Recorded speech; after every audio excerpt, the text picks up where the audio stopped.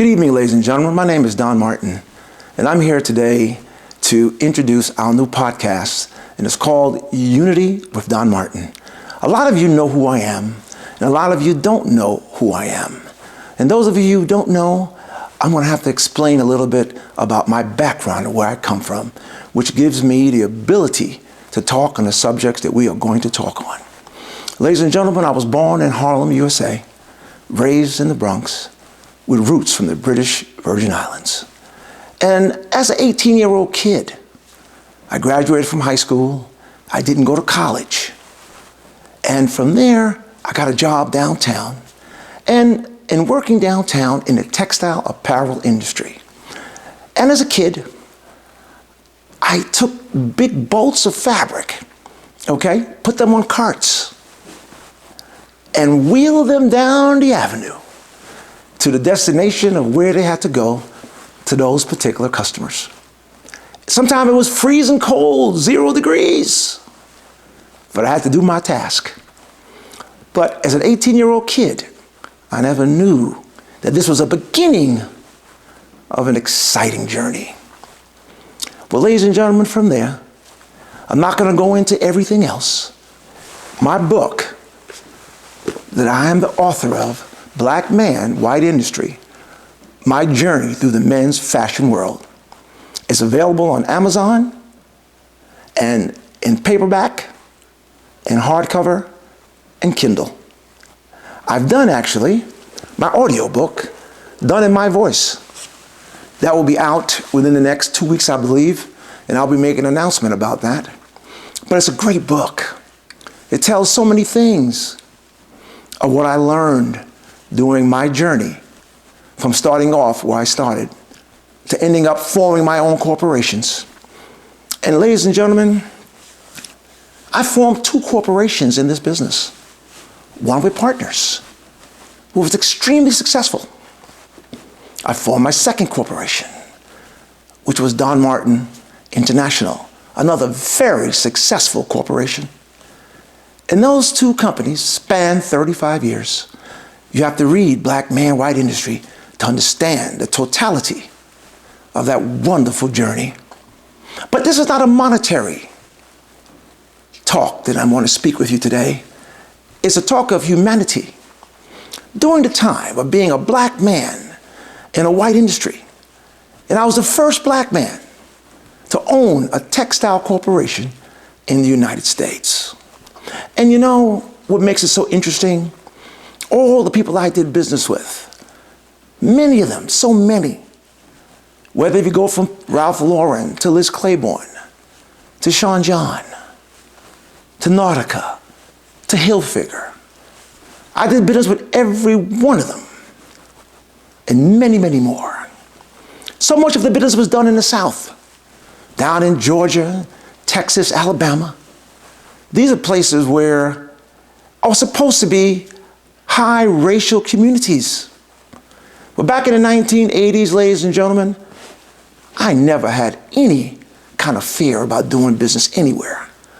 All I cared about is that if you were able to buy from me, I was going to sell you. And I was able to go down there all over the South, all over the country for that matter, and did business with everyone. Now, I'm not going to tell you that my journey didn't have its difficulties with race relation. But what I was able to do was find common ground with everyone. And you know where that starts? That starts with us. Us people of color, black people in general. We are 14%, I believe, of the population in the United States. Therefore, when we make it to the corporate world, in the business world, we without question are drastically outnumbered. And at times what that does is sometimes makes us uneasy. It made me uneasy at times until I learned and studied that if I'm in a room, and this happened many times where it's a cocktail party, it's a business meeting or whatever it is, and all of you out there, people of color, have been in the same position that I've been in. Being alone. And I learned at that time that I am in control. Because, ladies and gentlemen, the people that you're around are not used to seeing you, but you are used to seeing them. And what that does, if we study it and we think it, it gives us a commanding presence of our environment. And sometimes I find with white people, there are so many good white people, but the problem is they just don't know us. A lot of times people believe what the media says. Sometimes the media portrays us. The worst parts of us are sometimes portrayed by the media. So a lot of times the responsibility of them getting to know who we are and our character rests on our shoulders.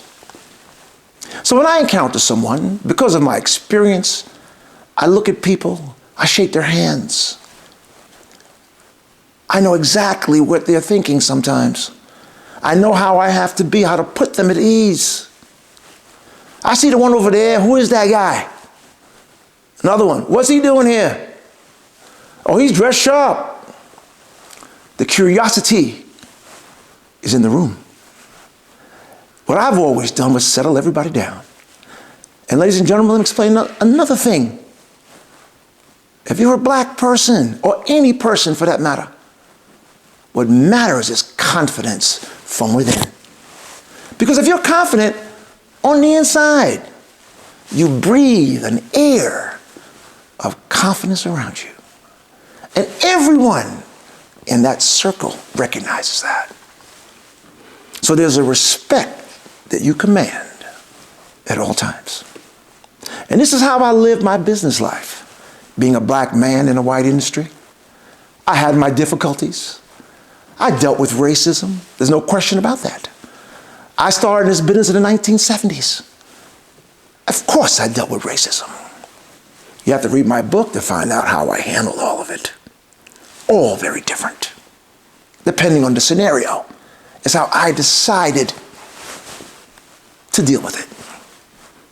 So what I mainly want to say, what I've learned, we just don't know each other as human beings.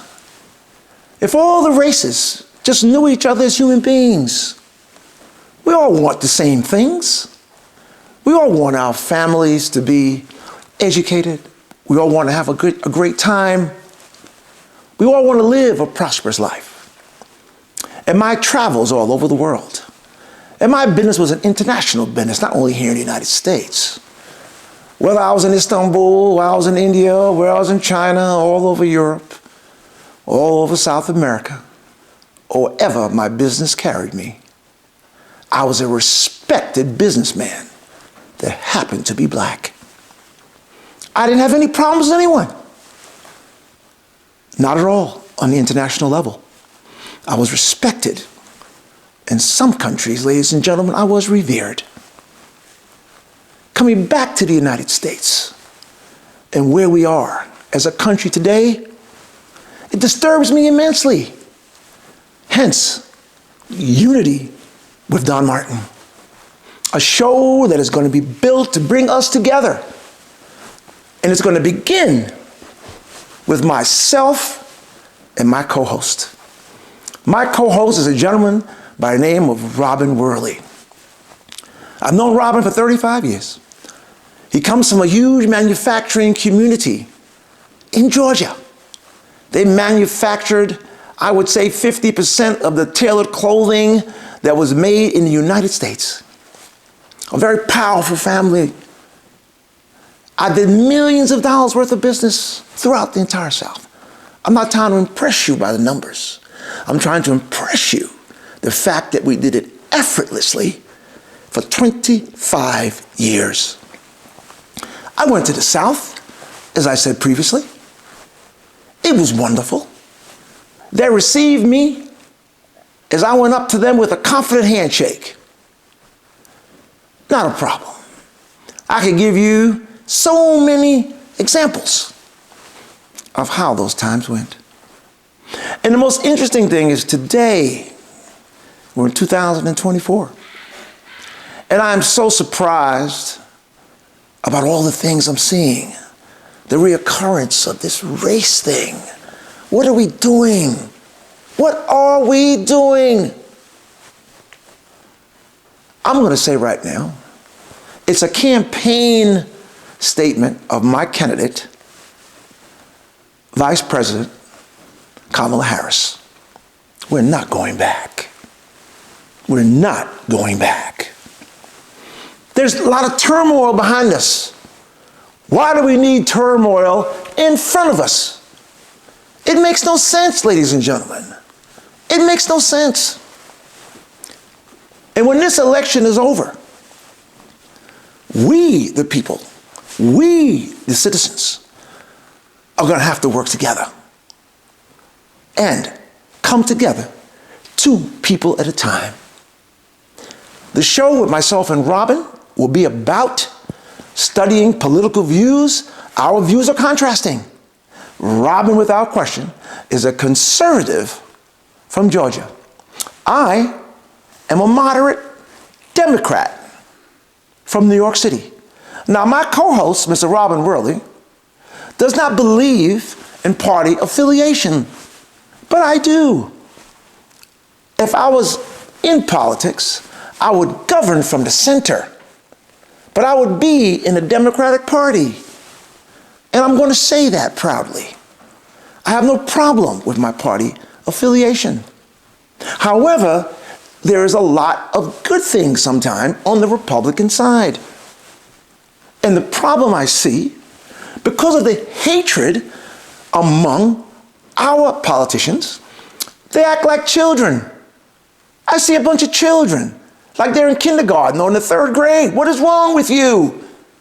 We put you there to govern in the best interest of the American people. When I see them fighting and arguing, it disgusts me. Now, ladies and gentlemen, it's up to us to come together as a nation and show them what we want. Don't let them do what they want to do. Our vote puts them there. Now, if we're going to act like children as well, then we're never going to be any better. Let's change the narrative. We, as the American people, need to change the narrative. And if we do, trust me, they will change as well. Our show is going to be a comprehensive show of America, racial and political, myself and my co-host. So there will be a perspective for the whole country can look at in a balanced way. When we watch the news today, ladies and gentlemen, we sometimes believe that we're in 2 different countries. Certain channels are going to talk all about the left, and other channels are going to talk all about the right. That's just the way it is. And to me, those platforms sometimes is responsible for all this division. If we can have a concept of us working together if I can get along with my conservative partner, and we can have guests on the show, the goal is to have a guest on this side and a guest on this side. That will be part of our presentation. And we want to know, can we find common ground with those people? 2 at a time. This is the show that I want y'all to look at. Unity with Don Martin. There are many podcasts to look at. There are many you can choose from. I'm asking you to choose mine. I'm asking you to choose mine because I'm thinking about you. And we need to work together, all of you and myself and my co-hosts, so we can figure this out. I know all of you are tired, just like I am. That is the basis of Unity with Don Martin. It's going to be a fabulous ride. I want all of you to tell your friends, your family, your mother, your father. I don't care if you're white, black, Latino, green, whatever you may be. Tune in. We'll work it out together. And I think that this being my first broadcast, I decided to do it on my own, to set the stage unilaterally of what we will do and what we intend to accomplish. Now, there's several topics I want to speak about here this evening, and they will cover different areas of what I think is necessary for the American people to hear. I want to begin to speak about a woman in the United States today. And in my opinion, I respect her as much as anyone I've ever respected. This woman has been amazing. She's been in the news lately. I've watched her for the past year or so maybe 2 years after the last election. I've watched her in her quiet, classy, effective mannerism. And ladies and gentlemen, that lady is Congresswoman Liz Cheney. And the reason why I admire her so much, she put patriotism and country over party and self. Here we are dealing with a very unusual politician, in my mind, Donald Trump. Now, in my mind, I don't understand him at all, and I don't understand why anybody votes for him.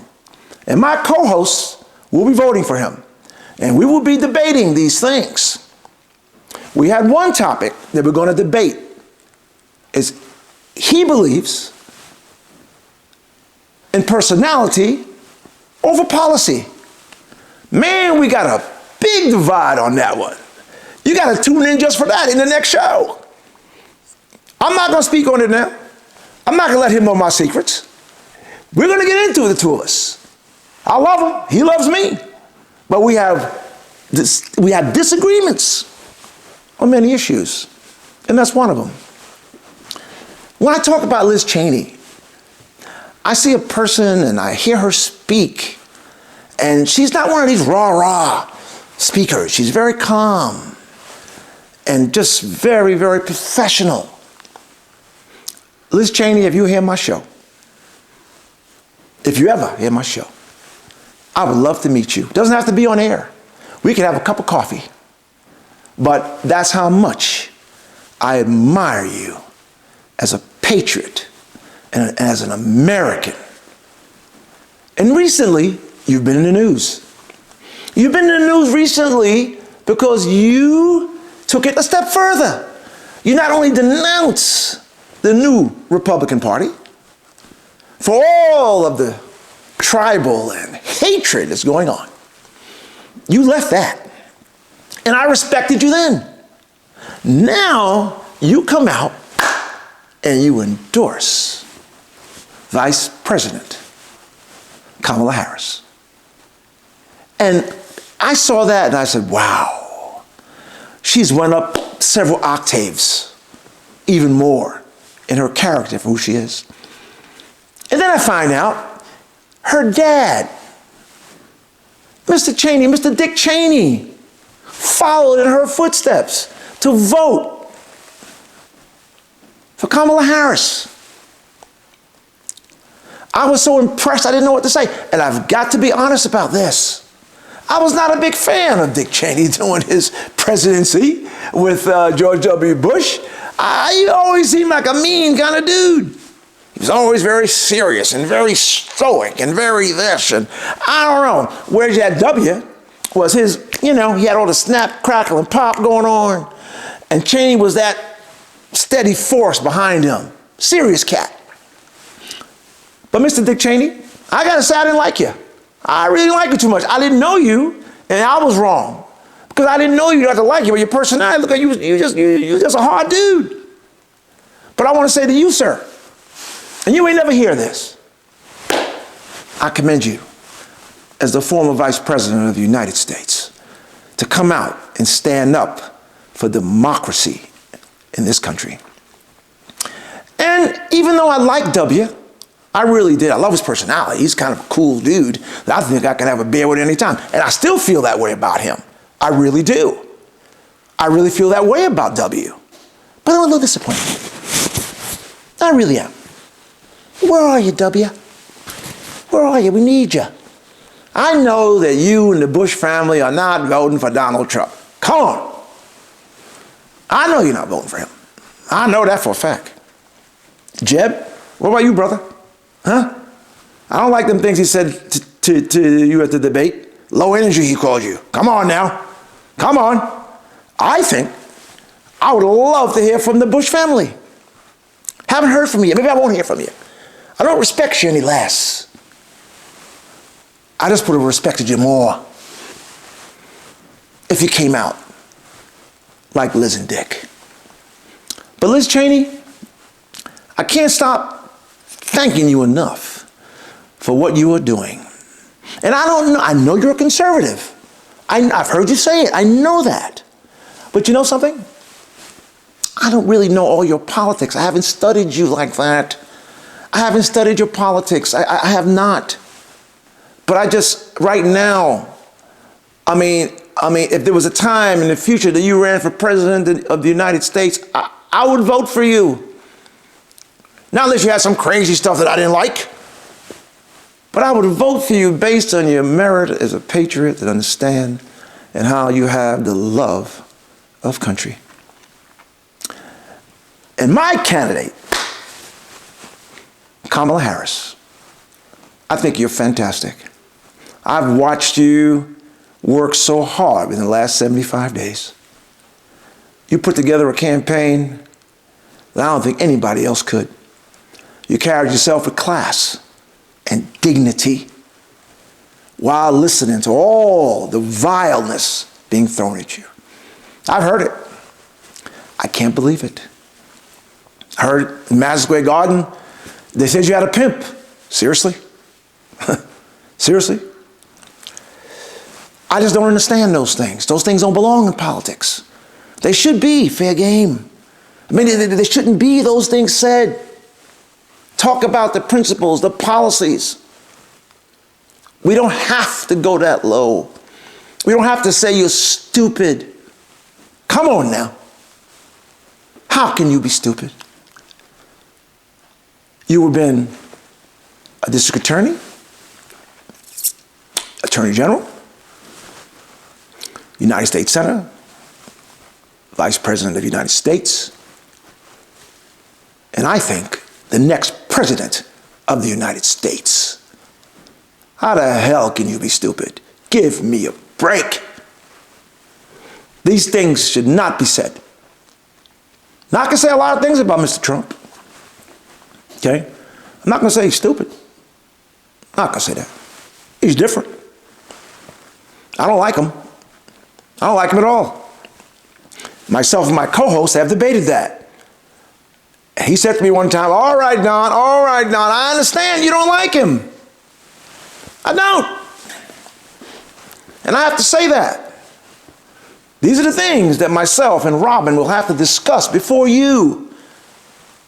But there's one thing that him and I will always have in common, that what we need you, the American people, to have in common is respect for one another.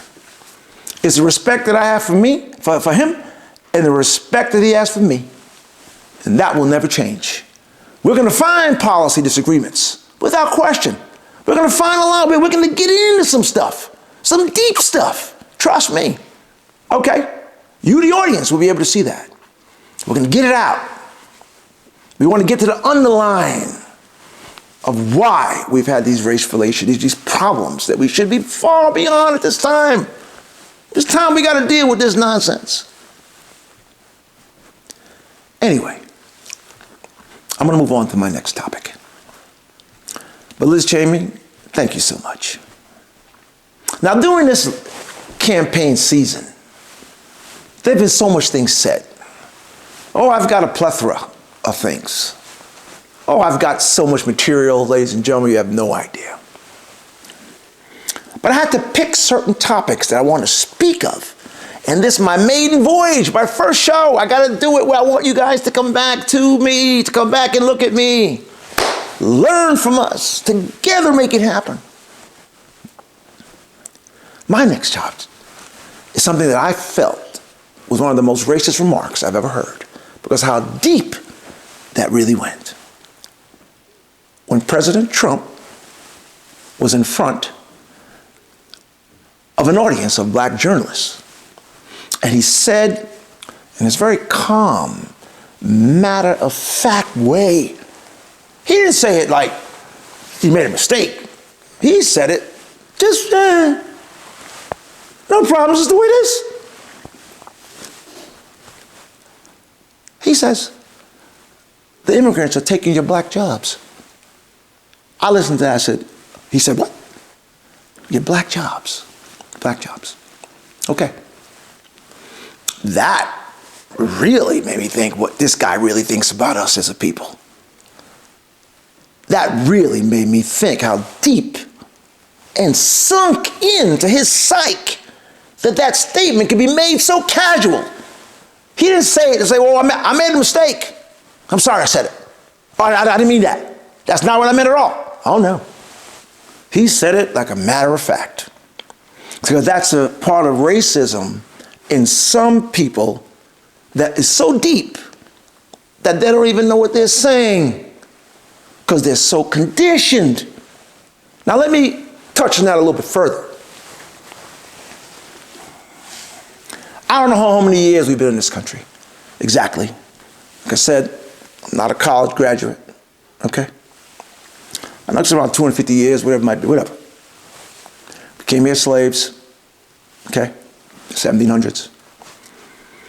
So what he was equating, okay, he's equating the fact that we have been here through slavery, built this nation. A lot of this nation was built on our backs, and a lot of people don't want to really admit that. Of course it was built. A lot of old money was built on the backs of slaves. You don't have to pay any salaries. Come on now.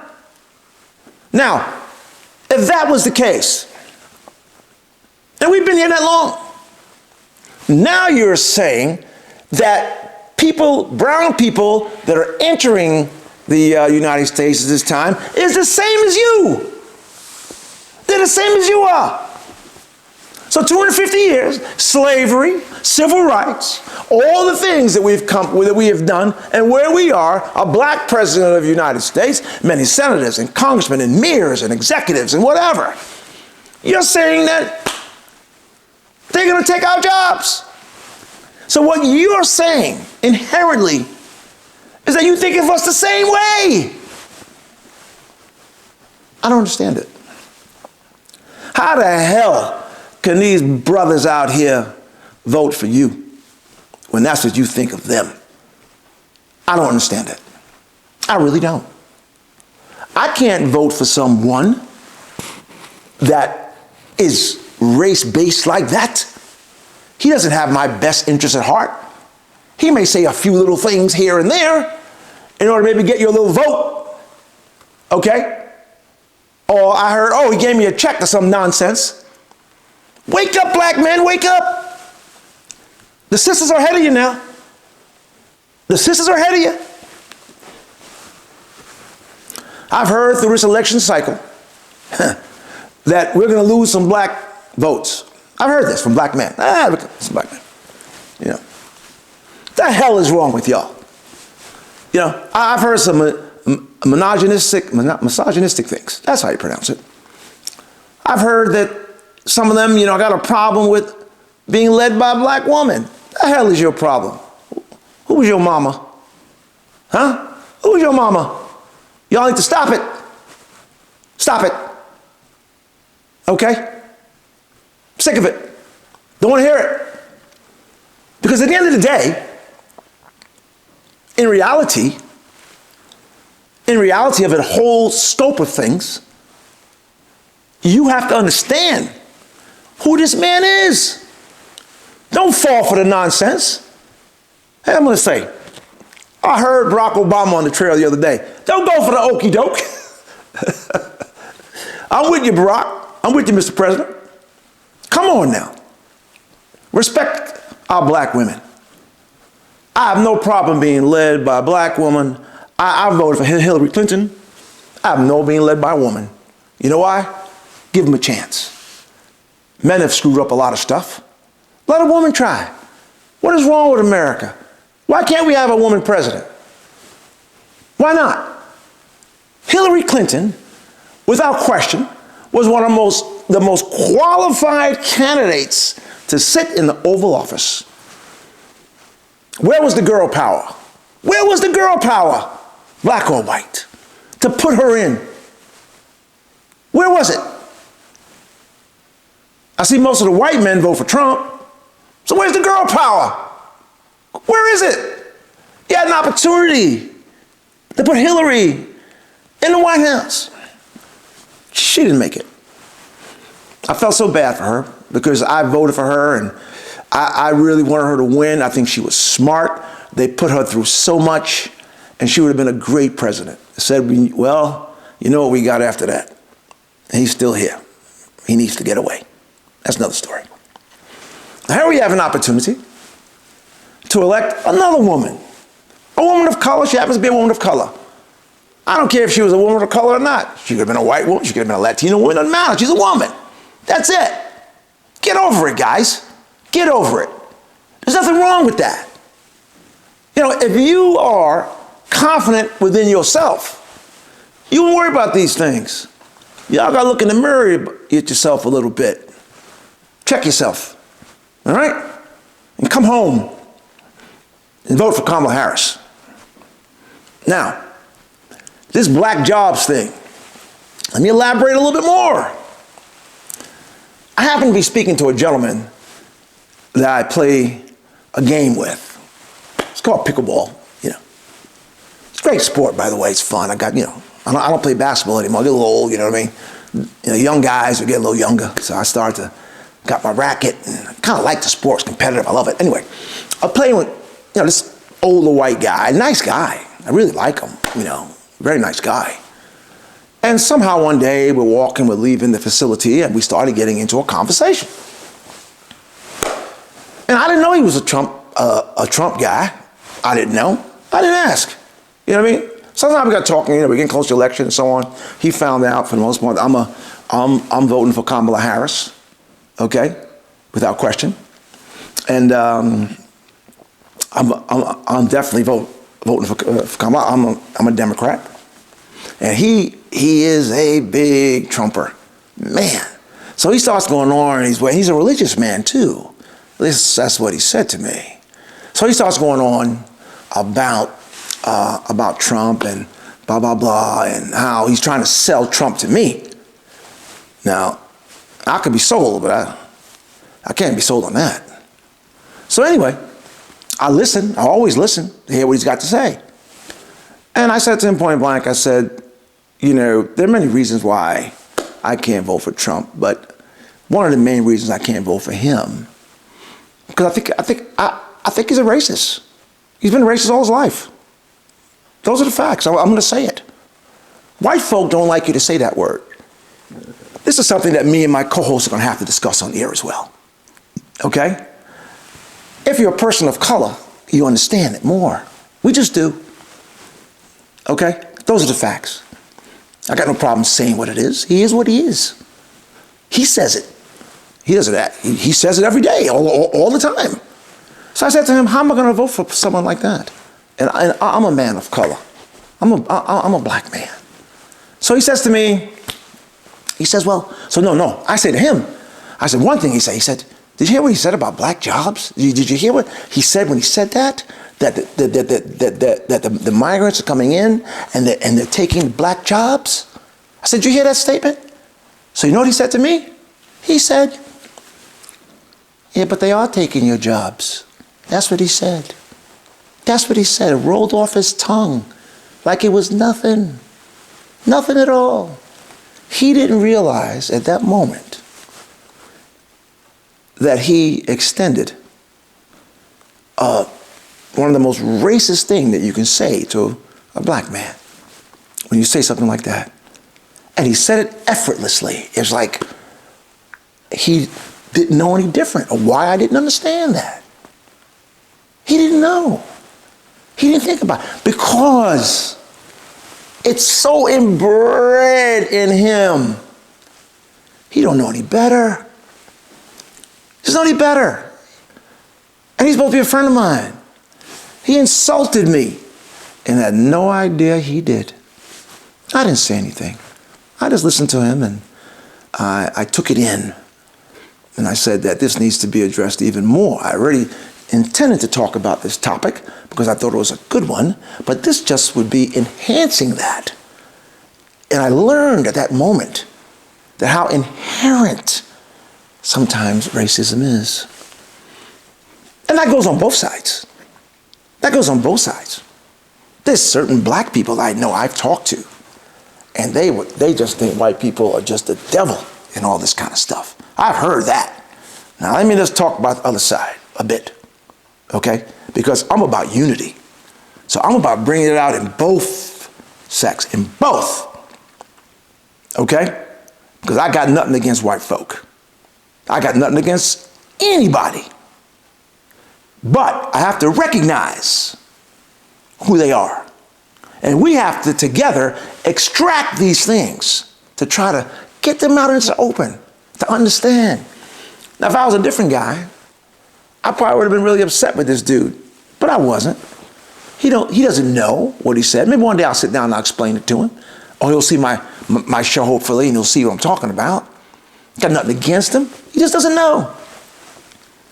So we, whether we're black, Latino, or white, as long as we understand each other, that we're all just human beings. Once we do that, I think we'll be just fine. Well, that's my take on this black job thing. I just had to get it out. You know, I really did. Let's move on. You know, one day I was having dinner not far from where I live, a very fine Italian restaurant. I'm going to say more upscale. And I'm not saying, this is a real upscale Italian restaurant. And I'm there waiting to be seated. And I was with Pauline, and we were waiting to be seated.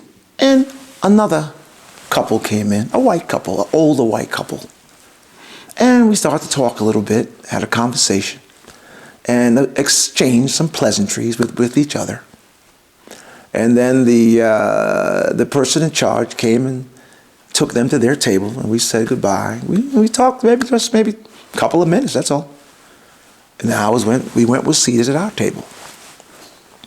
After sitting there, ordering a glass of wine and just relaxing and ready to order my dinner, their waiter comes over and says, "Take this. The couple over there wants you to have this." And I looked at it, I said, "What is this?" I don't know, I didn't know what it really was. And because I'm not a guy that's very, very lucky, so I don't really play lotteries and stuff like that. I always lose. But Pauline knows. She said, "Oh, give me that." And it's a strike-off thing where you can, I guess if you strike it off, I mean, maybe they just bought it and they gave it to us as a gift. As a gift. They don't even know me. We're a very classy restaurant. Dressed very nicely. So I looked over and I said, "Thank you very much," to that older white couple. They must have been in their late 70s, I would say. Now, I think we made $10 out of it. It doesn't matter what we made, 5 or 1 or nothing. But the act of kindness extended from an older white couple, okay, to a black couple who they don't even know. What does that tell you? I strongly believe there is much more white people in this country that aren't racist, that are. I believe that wholeheartedly. Then when they got up to leave, They walked over to our table and started talking and said, invited us to another establishment somewhere on a Friday night where there's music and dancing, and we exchanged more pleasantries and so on. And that's just a wonderful example of what goes on here in the United States. It happens all the time. Some of my neighbors are white. So what? We get along, we laugh, we joke, we this, we that. Let us stop this nonsense. There are more of us that have no problem with one another than the ones that do. We got to start zoning them out. We got to start doing that. That's just one wonderful experience. I have many experiences to share with you that are both good, like that, and interesting, like I said earlier, okay? But we need to contrast the two. We need to do that to understand. I think if we do that, it'll be great for all of us. I mean, certain things are just unbelievable and simple. I have something else I want to talk about, and I keep looking at the political spectrum today, and I'm wondering what the hell is going on here. Where have all the Republicans gone? Where have all the Republicans gone? Where are you? I got an APB out for you guys and girls. Where are you? Where's the party of Reagan? Where are you? Where's the party of Bush? McCain, Romney? Great, God-fearing, wonderful men who I had no problem with them being president. I really not. Where are you? I want to know. This is another topic. In our next show is going to be asked by me to my conservative co-host. Where are you? Where you going? I don't recognize what I'm seeing on the right. I mean, we used to have elections, and I understand that Ronald Reagan and Tip O'Neill, they would go into Oval Office and have a couple of scotches, and he was Speaker of the House, and Ronald was president. They'd sit there and, I guess, drink some scotch and enjoy the day and work it out. Work it out. As men. Could have been women for that matter. But as Americans, I'm going to use that word. Americans. What's going on today? What is this nonsense? I don't even see any respect for the presidency anymore. I really don't. And I'm going to name two things. One time, when Donald Trump was speaking, I think it was the State of the Union address, the Speaker of the House, at the time was Nancy Pelosi, I believe. I don't know if she was or not, I can't remember. She just tears up his speech there. People saw that on national television. She's a Democrat, very respected person in Congress. I didn't like that she did that. I didn't like that at all. He's still the president of the United States. No matter what you voted for him or you don't like him, don't show the world that we have that kind of disrespect that goes on in those chambers. The entire world watches the State of the Union address. It was wrong, I'm going to say it. And I remember another time. President Biden is speaking. Okay? He's speaking. Addressing the country and the world. And this other congresswoman, Marjorie Taylor Greene. She's sitting up in the back, just cutting up. Just sitting there and cutting up and all that, saying all kind of nonsense, da-da-da. The cameras are on her. What is wrong with us? What are we, a show here? This is the President of the United States addressing the world. He's the most powerful person in the world. Do we have to have our disrespect in those chambers as well? This is on both sides. Horrible behavior for Americans. Horrible. Stop it. Stop it. I don't want to see it anymore. We can go back to 2008. Barack Obama. This is how this nonsense started with the Tea Party. He's speaking. Someone yells, "Oh, you lie." Did we forget that?